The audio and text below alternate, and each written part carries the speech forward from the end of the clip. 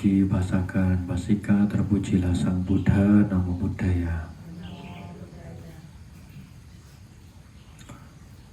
Ada kisah mengenai peraturan biku yang tidak boleh memotong pohon.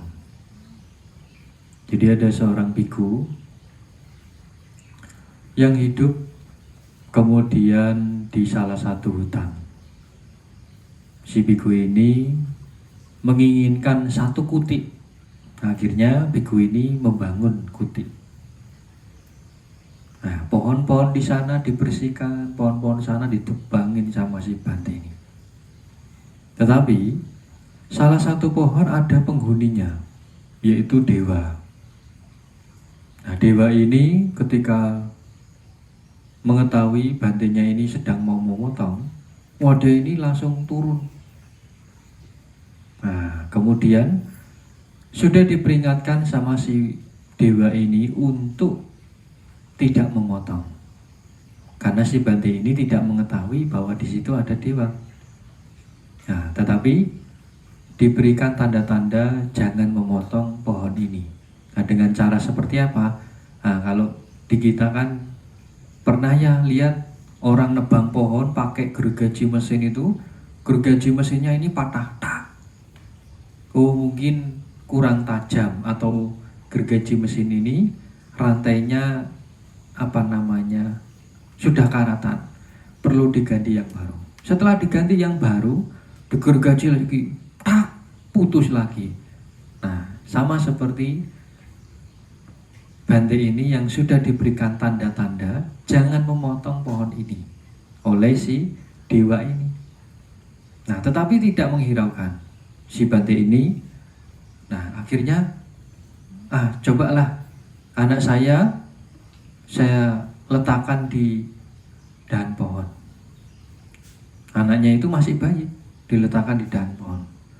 Kemudian si Bantenya ini langsung ngambil parang gitu, memotong dahan pohon itu yang ditempati si bayi ini. Begitu dipotong, cedak, terkena tangan si bayi dewa ini, terputus. Wah, akhirnya marah sekali. Istrinya ini marah sekali karena anaknya itu tangannya terpotong oleh si Bante ini. Sudah diberikan tanda-tanda bahwa di sini ini ada makhluk yang mendiami, tetapi masih aja yang namanya memotong. Wah, akhirnya marah besar. Si istrinya ini sudah mengepalkan tangan mau memukul Bantenya. Tetapi ketika mengepalkan sudah mau memukul, dia berpikir, dewa ini, kalau saya memukul dewa yang memukul biku yang menjalankan sila, saya nanti masuk neraka. Nah, demikian pula dewa-dewa yang lain akan mencontoh saya, yaitu bersikap membunuh seorang biku. Nah, nanti mereka semua juga akan bisa masuk neraka.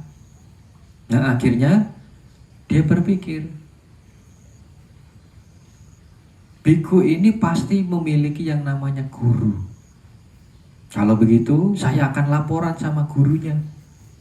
Nah, akhirnya menghentikan kemarahannya yang benci sekali. Coba kalau ibu-ibu, bapak-bapak punya anaknya terpotong, marahnya, keselnya kayak apa. Tapi si dewa ini benar-benar bertahan di situ, daripada terlahir sebagai makhluk neraka. Nah, akhirnya mengurungkan niatnya, pergi ke Sang Buddha. Akhirnya di situ dewanya nangis, memohon minta bantuan sama Sang Buddha dan menjelaskan apa yang terjadi pada Sang Buddha. Kemudian Sang Buddha memuji dewa ini. Wah, luar biasa kamu, bahwa bisa menahan amarah kamu. Nah, kemudian Sang Buddha memberikan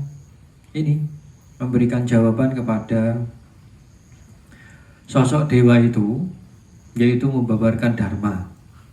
Barang siapa yang dapat menahan kemarahannya, yang telah memuncak seperti menahan kereta yang sedang melaju. Ia patut disebut sais sejati. Sais ini adalah kusir. Nah, sedangkan kusir lainnya hanya sebagai pemegang kendali belaka. Nah, inilah Bapak Ibu. Kemudian setelah Sang Buddha membabarkan syair Dhammapada itu, kemudian kedua para dewa ini mencapai tingkat kesucian Sotapanna. Nah, dari perihal ini, makanya Sang Buddha mengeluarkan yang namanya peraturan, yaitu biku-biku tidak boleh mencabut rumput-rumput, pohon-pohon atau menebang gitu ya, tidak boleh. Nah, karena di salah satu pohon bisa jadi adalah tempat tinggal para makhluk-makhluk. Nah, inilah Bapak Ibu, semoga Bapak Ibu juga harus bisa menahan amarahnya.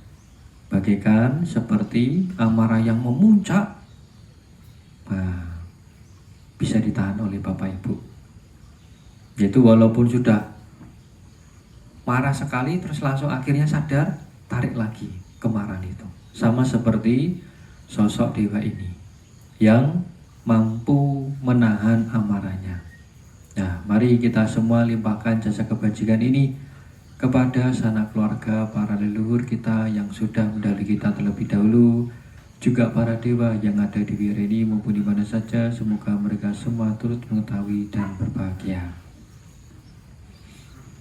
Yatha varivaha pura paripurenti sakarang evam mevaito dhinang betanang upakapati ijhetang matitang tumhang hepameva samijato sabe purendo sangkapa dhando panaraso yatha manico tiraso yatha sabe tiyo vivajanto saparoko Vinasato mate bhavatwantarayo soghere gayuko bhava abhiva danasile sanicang wadhavacayena cataro dhamma wadhanti ayuwando sukhang palang bhavatu sabba manggalang raghatu sabba dewata sabba buddhana bhavena sadasodhe bhavantu te Bhavatu sabba manggalang raghantu sabba dewata sabba dhammano bhavena sadasodhe bhavantu te Bhavatu sabba manggalang raghantu sabba dewata sabba sanghano bhavena sadasodhe bhavantu te.